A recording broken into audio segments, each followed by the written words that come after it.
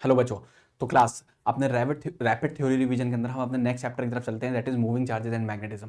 ठीक है, इससे पहले 3 चैप्टर हो चुके हैं, अब चौथा चैप्टर है that is moving charges and magnetism. तो क्लास ये भी एक हम 10 मिनट के अंदर इसके अंदर जितनी भी थ्योरी है या इंपॉर्टेंट कॉन्सेप्ट या कॉन्सेप्चुअल क्वेश्चंस सबको डिस्कस करेंगे। Starting that is number 1 highly important है, कल हो सकता है मिलेगा यहाँ से, बायोट सेवर्ट लॉ। तो इसके बारे में मैं इसको हल्का सा 1 मिनट में पूरा का पूरा एक्सप्लेन करूंगा, बायोट सेवर्ट लॉ। तो देखो यहाँ पर अगर हम बायोट सेवर्ट लॉ की बात करें तो हमें मालूम है अगर कोई भी करंट कैरिंग वायर हो, बिल्कुल सर, वो अपने चारों तरफ एक मैग्नेटिक फील्ड बनाता है, बिल्कुल सही बात है सर।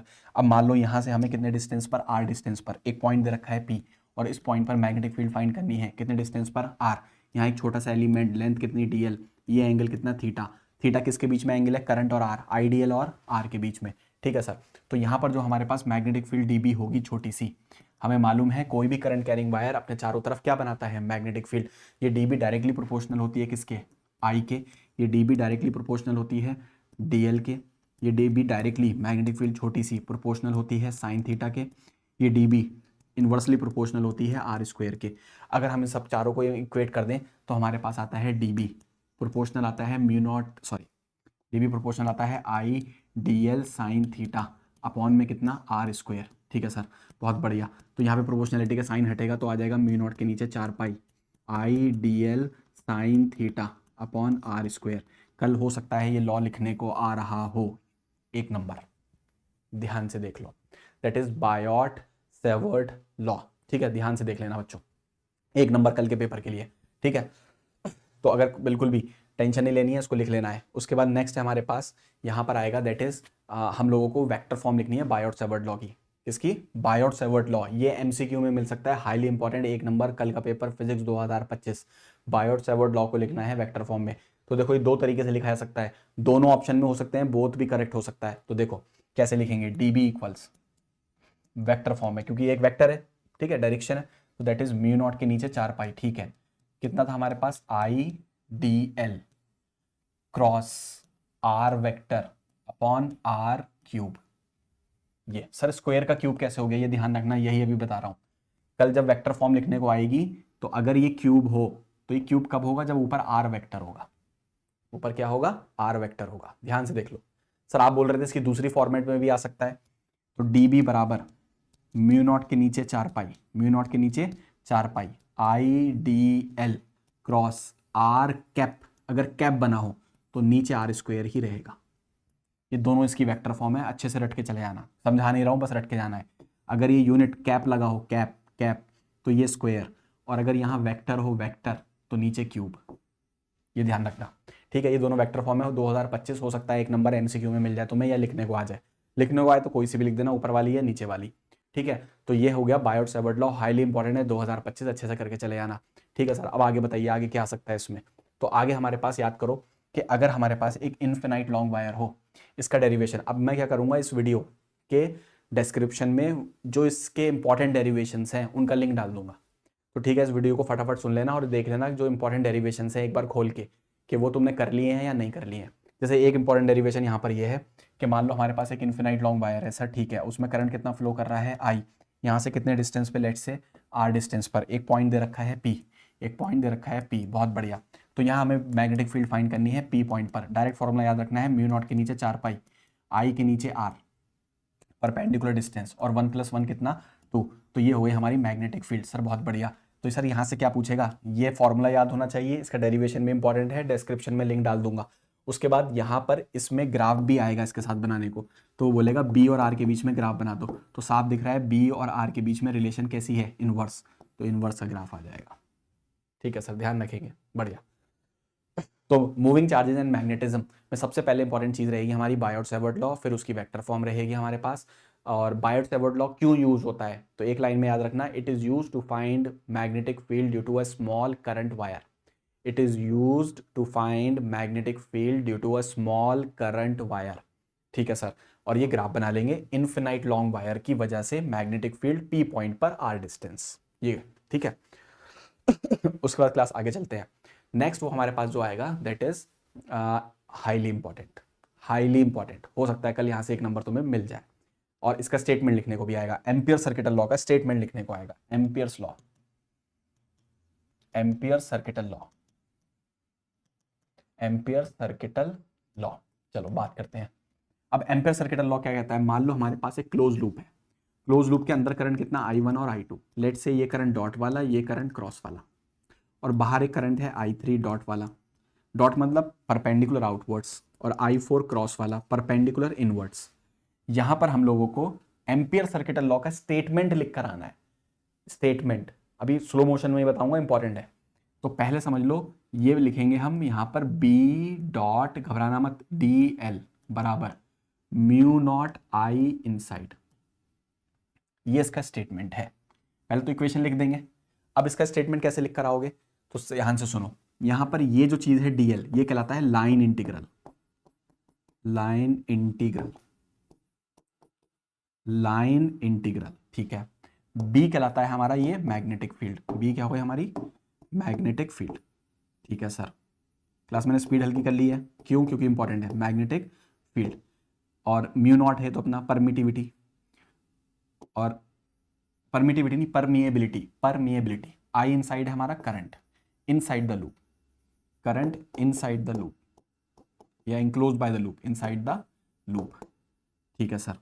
अब इसको हम इन्हीं चीजों को जोड़कर लिख देंगे। कैसे, line integral of magnetic field over a closed loop, over a closed loop, over a closed loop is equal to mu not times current inside the loop. लो इक्वेशन और इसी को जोड़ देना, line integral of magnetic field over a closed loop is equal to mu not times current inside the loop, बस, ठीक है। अब यहां पर सुनो, अब मैं यहां पर तुम्हें एमसीक्यू भी बता देता हूं। यहां पर एमसीक्यू इस इक्वेशन पे क्या आ सकता है, ध्यान से देखना बच्चों, ठीक है। तो यहां पर ये पूछेगा तो ये करंट किसकी वजह से है, ये लूप के इनसाइड वाला आउटसाइड वाला, आंसर है इनसाइड वाला। तो यहां पे सिर्फ कंसीडर होगा करंट I1 और कौन कंसीडर होगा I2, लेकिन एक पॉजिटिव होगा तो दूसरा नेगेटिव। उसका रीजन क्या है, एक डॉट वाला है तो एक क्रॉस वाला है, ठीक है सर, याद रखेंगे। और दूसरी बहुत काम की बात, यहां पर ही पूछेगा ये मैग्नेटिक फील्ड किसकी वजह से है, तो ये याद रखना, ये मैग्नेटिक फील्ड इनसाइड वाले करंट की वजह से भी है और आउटसाइड वाले करंट की वजह से है, इंपॉर्टेंट। यहां पे ये पूछ सकता है सवाल, ठीक है। तो ये हो गया हमारा एम्पियर सर्किटल लॉ, जो हाईली इंपॉर्टेंट था। अब हम इसमें आगे की तरफ चलेंगे, नेक्स्ट क्या पूछ सकता है इसमें थ्योरी के अंदर। नेक्स्ट बच्चों थ्योरी में यहां पर पूछ सकता है, एम्पियर सर्किटल लॉ हो गया हमारे पास। नेक्स्ट हमारे पास यहां से आएगा, that will be ampere circuital law हो गया, कर लिया हमने, ये कर लिया। इसमें हमारे पास नेक्स्ट पॉइंट क्या आ सकता है, that is ampere circuital law हो गया हमारे पास। नेक्स्ट आगे चलेंगे हम लोग, मूविंग कॉइल गैल्वेनोमीटर है, वहां से तो बहुत इंपॉर्टेंट है। हाँ क्लास देखो, नेक्स्ट है हमारे पास मूविंग कॉइल गैल्वेनोमीटर। अब क्लास मूविंग कॉइल गैल्वेनोमीटर की मैंने आज ही वीडियो बनाई है और उसमें सारे थ्योरी के सवाल डिस्कस करें हैं, छोटी सी है 10 मिनट की। अब तुम्हें क्या करना है, मैं डिस्क्रिप्शन में मूविंग कॉइल गैल्वेनोमीटर की वो वीडियो का लिंक डाल दूंगा, वो जरूर कर लेना, मतलब जरूर जरूर कर लेना। मैं ऐसा इसलिए बोल रहा हूँ, वो जो मैं 10 मिनट का जो डिस्क्रिप्शन में लिंक डाल रहा हूँ उस वीडियो का, वो से सवाल आ रहा है, 100 नहीं 101% आ रहा है उस वीडियो से सवाल, 101% सवाल आ रहा है। उसको ध्यान से सुनकर उसको कर लेना है। अभी मैं उसको डिस्क्रिप्शन में लिंक डाल दूंगा। तो यहाँ पे मूविंग कॉइल गैल्वेनोमीटर वो हम वीडियो से कर लेंगे, ठीक है। तो यहाँ पर हमारे पास एम्पियर्स लॉ हो गया, और यहाँ पर कहाँ से पूछ सकता है हमसे सवाल, ये सब हो गया, मूविंग कॉइल गैल्वेनोमीटर हो गया। उसके बाद एक सेकंड रुको, मैं चेक कर लेता हूँ और कोई पॉइंट तो नहीं छूट रहा। तो हमारे पास मूविंग कॉइल गैल्वेनोमीटर, हाँ क्लास ठीक है, ठीक है, मूविंग कॉइल गैल्वेनोमीटर, ठीक ठीक ठीक ठीक क्लास, इंपॉर्टेंट। देखो एक चीज़ और, तो क्लास नेक्स्ट हमारे पास क्या आ सकता है, एक तुम्हें फॉर्मूला तो क्लास याद ही होगा, अगर कोई करंट कैरिंग वायर, बस समझने के लिए ध्यान रखो, अगर कोई करंट कैरिंग वायर किस में रखा हुआ हो, मैग्नेटिक फील्ड में रखा हुआ हो, तो वो एक्सपीरियंस करता है एक फोर्स, और वो फोर्स होता है चूहे का बिल, BIL साइन थीटा, ठीक है। तो ये फॉर्मूला याद रखना, इस पे न्यूमेरिकल आ सकता है, इसका डेरिवेशन ठीक है थोड़ा बहुत इंपॉर्टेंट है बहरहाल अभी के लिए, चूहे का बिल साइन थीटा। अब देखो यहाँ पर तुम्हें एक याद होगा कि अगर किसी करंट कैरिंग कॉइल को, अगर बच्चों हम किसी करंट कैरिंग कॉइल को मैग्नेटिक फील्ड में रखें, अगर किसी करंट कैरिंग कॉइल को मैग्नेटिक फील्ड में रखें, तो it experience a torque, it experience a torque. और वो टॉर्क का फॉर्मूला क्या होता है, इस पे न्यूमेरिकल आ सकता है, बीना साइन थीटा। क्या होता है, बीना साइन थीटा, सर बिल्कुल होता है। यहां पर NIA होता है मैग्नेटिक मूवमेंट, इसके बारे में बात करेंगे, ये डिफाइन करने को आ सकता है NIA, that is magnetic movement. ये दोनों फॉर्मूले क्लास याद रखना, न्यूमेरिकल आ जाए तो छोड़कर नहीं आना, गिवन निकाल कर लिख देना, ठीक है। अब जो नेक्स्ट हमें डिस्कस करना है वो करना है मैग्नेटिक मूवमेंट। क्या करना है, magnetic movement. Magnetic moment, capital M। ठीक है, देखो मैग्नेटिक मोमेंट के बारे में याद रखना है, अगर हमारे पास कोई करंट कैरिंग कॉइल है, ठीक है सर, करंट कैरिंग कॉइल है और उसमें लेट से करंट कितना फ्लो कर रहा है I, यहाँ पे रेडियस कितना है R, करंट कितना है I, तो ये coil is equivalent to a magnetic dipole. A current carrying coil is equivalent, वो बराबर होता है to a magnetic dipole, current carrying coil. तो ये एक मैग्नेटिक डाइपोल है, तो इसका magnetic dipole moment M, magnetic dipole moment या सिंपली मैग्नेटिक मोमेंट बराबर होता है NIA के, NIA, या simply number of N is the number of turn, तो यहाँ पे नंबर ऑफ टर्न 1 है तो ये होगा I इंटू ए। तो मैग्नेटिक डाइपोल मोमेंट बराबर होता है simply multiplication of current and area of the coil, it is equal to multiplication of current and area of the coil, multiplication of current and area of the coil. ठीक है, तो ये हो जाएगा। तो इसकी यहाँ पर अगली चीज़ है SI यूनिट क्या होगी, तो SI यूनिट देखो क्या होगी यहाँ पे मैग्नेटिक मोमेंट की, यहाँ पे नंबर ऑफ टर्न्स की कुछ नहीं होगी, करंट की क्या हो गई एम्पियर, करंट की क्या हो गई एम्पियर, और मीटर की हो गई एरिया की हो गई metre square, ampere metre square. ये स्केलर होता है वेक्टर, बहुत काम की बात ध्यान रखना, ये हमारा एक वेक्टर होता है, इसकी डायरेक्शन क्या होती है same as area vector, same as area vector, same as area vector, same as area vector. और एरिया वेक्टर कैसे बनाते हैं, एक लाइन नॉर्मल, एक लाइन नॉर्मल। ठीक है, ये मैग्नेटिक मूवमेंट में हमें ध्यान रखना है। अब जो नेक्स्ट है क्लास, ये हाईली इंपॉर्टेंट है, हाईली इंपॉर्टेंट है, बिल्कुल मिल सकता है, 90% चांसेस है आपको कल पेपर में कहीं ना कहीं मिल जाएगा किसी ना किसी फॉर्म में। वो ये है हमारे पास, अगर हमारे पास इसका डेरिवेशन का लिंक भी मैं डिस्क्रिप्शन में डाल दूंगा, इसका डेरिवेशन भी आ सकता है। मान लो हमारे पास इसमें करंट I1 है, इसमें करंट I2 है, दो infinite long current carrying wire है, ठीक है, वैक्यूम में रखे हुए हैं, तो दोनों एक दूसरे पे फोर्स लगाते हैं, डेरिवेशन तुम्हें पता ही होगा F। तो ये फोर्स का फॉर्मूला लिख देता हूँ लो हल्का सा, F/L बराबर होता है म्यू नॉट के नीचे 4 पाई 2 I1 I2 अपॉन D, ये हमारा इसका फॉर्मूला होता है। ठीक है सर, और D कौन है, इनके बीच का डिस्टेंस है सर। ठीक है, तो सर यहाँ से थ्योरी क्या आएगी, एक तो ये फॉर्मूला याद रखना डेरिवेशन में कहीं यूज हो जाए, इसमें से थ्योरी आएगी और एक चीज और पूछेगा, वो मैं बताता हूँ क्या, डायरेक्शन ऑफ फोर्स पूछेगा, मैं बताता हूँ। थ्योरी में ये आएगा, यहाँ से डिफाइन करवाएगा 1 एम्पियर ऑफ करंट, यहाँ से बच्चों क्या डिफाइन कराएगा, 1 एम्पियर ऑफ करंट को डिफाइन करवाएगा। तो 1 एम्पियर ऑफ करंट कैसे निकालेंगे हम, तो देखो यहाँ पर F/L ऐसी रहने देना, ये फॉर्मूला लिखना डायग्राम बना के, म्यू नॉट के नीचे 4 पाई की वैल्यू होती है 10⁻⁷ 2, पहले में करंट लेट से कर लेना 1 एम्पियर है, और दूसरे में भी करंट हमारे पास कितना है 1 एम्पियर है, वही तो डिफाइन करना है, तो ये भी 1 ये भी 1, और नीचे D को भी 1 एम्पियर मान लेना, 1 मीटर 1 मीटर 1 मीटर, तो ये F/L हो जाएगा 2 × 10⁻⁷, फोर्स की यूनिट हो गई न्यूटन और लेंथ की हो गई मीटर। अब इसको डिफाइन करेंगे कि इन दोनों वायर में करंट 1 एम्पियर को डिफाइन करना है, कि 1 एम्पियर की डेफिनेशन को लिखना है इसकी हेल्प से।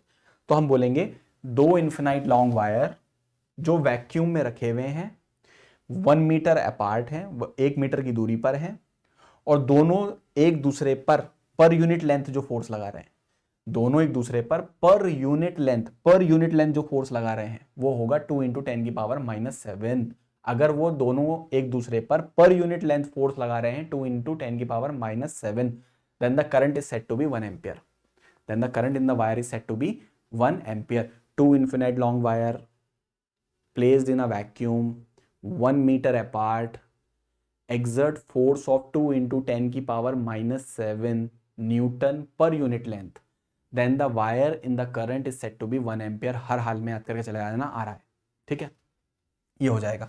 सर इससे जुड़ा हुआ सवाल और बताओ क्या आ सकता है, देखो ये सवाल आ सकता है कल कि ये इस तरीके से दो वायर दे रखे, इसमें करंट ऊपर है I1 और इसमें भी करंट ऊपर है, तो वो पूछेगा बताओ ये दोनों एक दूसरे को अट्रैक्ट करेंगे रिपेल, तो बस इतना देख लेना, अगर डायरेक्शन ऑफ करंट सेम होगी तो दोनों एक दूसरे को अट्रैक्ट करेंगे, दोनों एक दूसरे को क्या करेंगे बच्चों, अट्रैक्ट करेंगे। और अगर डायरेक्शन ऑफ करंट हमारे पास अपोजिट होगी, ये I1 और ये I2, तो दोनों एक दूसरे को रिपेल करेंगे, दोनों एक दूसरे को क्या करेंगे, रिपेल करेंगे, यहाँ पे दोनों एक दूसरे को अट्रैक्ट करेंगे। बहुत ही काम की बात है बच्चों, ध्यान से कर लेना इसको, अट्रैक्ट करेंगे और रिपेल करेंगे। उसके बाद नेक्स्ट आगे चलते हैं। उसके बाद इस तरीके का एक सवाल मिल सकता है कल कि इस तरीके से हमारे पास एक वायर होगा और एक लूप होगा इस तरीके से, ठीक है, और उसके अंदर ये बोलेगा इसमें करंट कितना फ्लो कर रहा है I और इसमें लूप में करंट ऐसे है, ठीक है सर कोई दिक्कत नहीं। फिर ये बोलेगा कि ये loop P Q R S किधर मूव करेगा, राइट मूव करेगा, लेफ्ट मूव करेगा। देखो इन दोनों में करंट की डायरेक्शन सेम है तो फोर्स इधर लगेगा, इसमें और इसमें करंट की डायरेक्शन अपोजिट है, फोर्स इधर लगेगा। ये दोनों फोर्स एक दूसरे को कैंसिल कर देंगे। तो याद रखना ये वाला वायर करीब है तो इस पे फोर्स ज्यादा लगेगा, तो it will move towards the wire, left side move करेगा। जो नेट फोर्स होगा वो लेफ्ट साइड होगा, means move towards the wire. ये लिख के आ देना, move towards the wire, towards the wire, ये वायर की तरफ मूव करेगा, ये ध्यान रखना है। ठीक है, तो ये यहाँ पर हो गया मैग्नेटिक इफेक्ट ऑफ करंट। इसके अंदर क्लास अब नेक्स्ट हमारे पास ये सब हो गया इसके अंदर। ठीक है, तो क्लास इस चैप्टर से इतना ही थ्योरी हमें कर लेनी है, और जो उसके इंपॉर्टेंट डेरिवेशन है उसका लिंक मैं डिस्क्रिप्शन में डाल रहा हूँ। ठीक है, thanks and best of luck.